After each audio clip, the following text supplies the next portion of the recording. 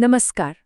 आज हम बात करेंगे एक ऐसे खुफिया ऑपरेशन की, एक ऐसी कहानी की जो हमारे सोर्स मटेरियल में बताई गई है। एक ऐसा सीक्रेट वॉर जिसने देश की पूरी आर्थिक सुरक्षा को ही दांव पर लगा दिया था। 60,000 करोड़ रुपए। जी हाँ, ये वो नंबर है जिसने कहते हैं भारत के नेशनल सिक्योरिटी के टॉप लेवल पर मानो अलार्म बजा दिया था। इतनी बड़ी मात्रा में नकली करेंसी। ये एक साजिश थी, देश की अर्थव्यवस्था को पूरी तरह से पंगु बनाने की। एक ऐसा प्लान था कि देश को नकली नोटों से पाट दिया जाए, और ये रकम इतनी बड़ी थी कि ये देश में आर्थिक तबाही मतलब पूरा का पूरा केओस मचा सकती थी। तो सवाल ये है कि 60,000 करोड़ का ये खतरा आखिर सामने आया कैसे? चलिए जरा गहराई से समझते हैं कि ये इंटेलिजेंस रिपोर्ट सबसे पहले आई कहां से और कैसे 2014 के जनरल इलेक्शन के ठीक बाद ये पहुंची National Security Adviser Ajit Doval की डेस्क पर। देखिए, सोर्स के मुताबिक डोभाल ने जब ये रिपोर्ट पढ़ी तो एक पल के लिए वो भी सन्न रह गए थे। इस रिपोर्ट में साफ साफ इशारा था कि आईएसआई और दूसरे ग्रुप्स मिलकर एक बहुत बड़ा कोऑर्डिनेटेड प्लान बना रहे हैं। प्लान क्या था?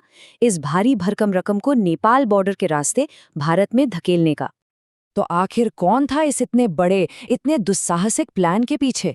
कहानी इशारा करती है एक ऐसे सिंडिकेट की तरफ जिसका इकोनॉमिक वॉरफेयर यानी कि आर्थिक युद्ध का एक लंबा चौड़ा इतिहास रहा है। इस सिंडिकेट के खिलाड़ी भी कोई छोटे मोटे नहीं थे। सोर्स के मुताबिक ये एक जॉइंट वेंचर था। एक तरफ थे ऑर्गेनाइज्ड क्राइम के बड़े बड़े नाम और दूसरी तरफ राष्ट्रीय तत्व। और इसमें एक खास गैंगस्टर था जो इंडिया में एंट्री के सबसे जरूरी रास्ते को उसे कंट्रोल कर रहा था। इससे पहले भी कोशिश हो चुकी थी। 2014 के चुनाव में 11,000 करोड़ के नकली नोटों से सिस्टम को हिलाने की कोशिश की गई थी, लेकिन वो नाकाम रही। तो उसी नाकामी से जन्मी थी ये नई और कहीं ज्यादा बड़ी साजिश। मकसद था 2017 के यूपी चुनावों से पहले देश में बड़े पैमाने पर अस्थिरता फैलाना। अब इस इतने बड़े खतरे से निपटने के लिए डोभाल ने एक जवाबी प्लान तैयार किया। एक ऐसा प्लान जो बहुत रैडिकल था। नाम दिया गया ऑपरेशन ग्रीन लीफ। लेकिन ये प्लान बहुत बहुत ज्यादा जोखिम भरा था, और यहीं पर एक बहुत बड़ी बहस छिड़ी। प्रधानमंत्री जाहिर है आम नागरिकों पर इसके असर को लेकर चिंतित थे कि कहीं इससे भारी अफरा तफरी ना मच जाए। दूसरी तरफ डोभाल का तर्क एकदम साफ था कि ये जो नकली नोटों का नेटवर्क है, ये आतंकवाद और हिंसा की रीढ़ की हड्डी है और इसे तोड़ना ही होगा। कोई दूसरा रास्ता नहीं है। और इसी वजह से शुरू में इस प्लान को मंजूरी नहीं मिली। लेकिन एक सवाल था, एक ऐसा सवाल जिस पर पूरा का पूरा ऑपरेशन टिका हुआ था। क्या वो 60,000 करोड़ के नोट छापे जा चुके हैं? इस सवाल का जवाब मिलना सबसे ज्यादा जरूरी था, और इसे लाने का जिम्मा सिर्फ एक ही शख्स उठा सकता था, पाकिस्तान में बैठा भारत का एक डीप कवर एजेंट। सोर्स के मुताबिक इस जासूस का नाम था मेजर शोभित शर्मा। सालों से दुश्मन के बीच उनकी नाक के नीचे काम कर रहे थे। अब उन्होंने एक प्लान बनाया। उन्होंने सिंडिकेट को यकीन दिलाया कि उनके पास इन नोटों को भारत पहुंचाने का एक कहीं ज्यादा सेफ, एक ज्यादा पक्का रास्ता है, और इसी बहाने वो ऑपरेशन के सेंटर तक पहुंचना चाहते थे। और उनका ये दांव काम कर गया। उन्हें उस जगह ले जाया गया जहां वो नोट रखे थे। उन्होंने क्या देखा? एक बहुत बड़ा गोदाम जो नकली नोटों के बंडलों से खचाखच भरा था, बोरियों में पैक, बस भेजे जाने के लिए तैयार। जो सबसे बड़ा डर था वो सच साबित हो चुका था। नोट छप चुके थे और बस एक सिग्नल का इंतजार था। तो 7 नवंबर को जैसे ही एक कंफर्मेशन मिली, ऑपरेशन ग्रीन लीफ का पहला मूव शुरू हुआ। और ये मूव बॉर्डर पर नहीं बल्कि भारत के अंदर बहुत गहराई में लिया गया। रणनीति बहुत साफ थी। जो इंडिया में इस पूरे डिस्ट्रीब्यूशन नेटवर्क को चलाने वाला था, सबसे पहले उसी को रास्ते से हटाओ। मतलब नेटवर्क के सरगना को ही अगर पकड़ लिया जाए तो जैसे ही करेंसी बॉर्डर पार करेगी, उसे आगे ले जाने वाला कोई नहीं होगा। पूरा का पूरा कंसाइनमेंट वहीं का वहीं फंस जाएगा। और बस यहीं से शुरू हुई एक ड्रामेटिक 24 आवर की उल्टी गिनती।